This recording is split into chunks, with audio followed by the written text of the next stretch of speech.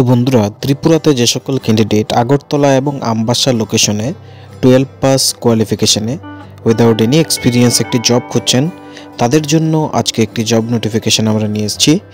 Airtel extreme, যে এয়ারটেলের fibre রয়েছে, ওই ফাইবার কানেকশনের জন্য কিন্তু তারা ম্যান পাওয়ার খুঁজছে আগরতলা এবং আমবাসা লোকেশনের জন্য।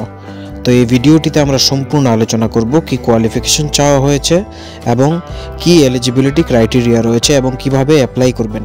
তো যারা চ্যানেলে নতুন, অবশ্যই আমাদের চ্যানেলকে সাবস্ক্রাইব করে রাখবেন প্রত্যেক দিন এই ধরনের জব নোটিফিকেশন টাইম মতো পাওয়ার জন্য। তো কোম্পানি নাম রয়েছে এয়ারটেল। এয়ারটেলের যে এক্সট্রিম সেগমেন্ট রয়েছে ফাইবার কানেকশনের, সেই কানেকশনের কথা এখানে বলা হয়েছে। ডেজিগনেশন রয়েছে সেলস এক্সিকিউটিভ, লোকেশন আগরতলা এবং আমবাসা।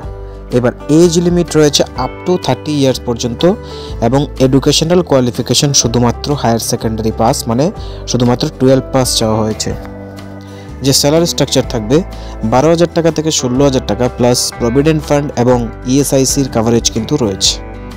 জব ডেসক্রিপশনে যদি দেখি, ক্যান্ডিডেট রেসপন্সিবল থাকবে এক্সট্রিম ফাইবার সেল করার জন্য এবং কাস্টমারের সার্ভিস প্রোভাইড করার জন্য।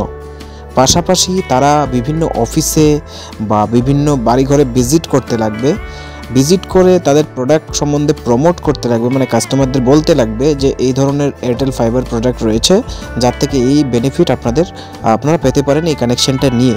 তারই সাথে কিন্তু আপনাদের যে টার্গেট রয়েছে গিভেন, ওইটা অ্যাচিভ করতে লাগবে। এলিজিবিলিটি ক্রাইটেরিয়া কি রয়েছে?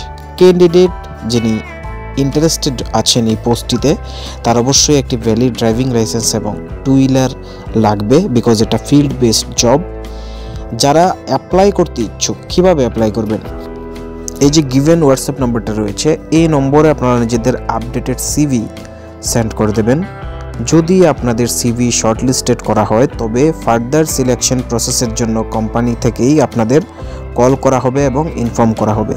যদি আপনাদের সিভি শর্টলিস্টেড না হয়, তবে কিন্তু কোনো ধরনের কল বা ইনফরমেশন আপনাদের সাথে শেয়ার করা হবে না।